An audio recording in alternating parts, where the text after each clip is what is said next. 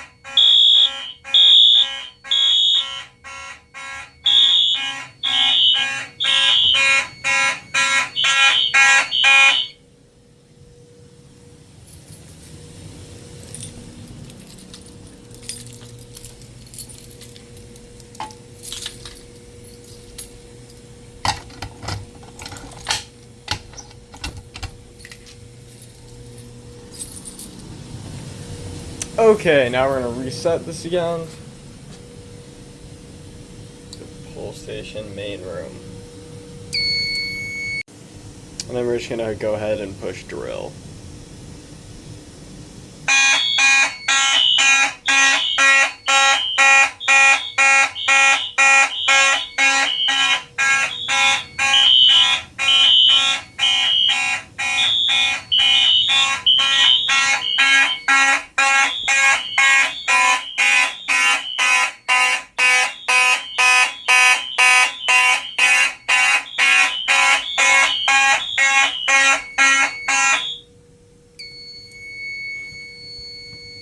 So that's gonna about do it for this video. Thank you all for watching, and we'll see you in the next one.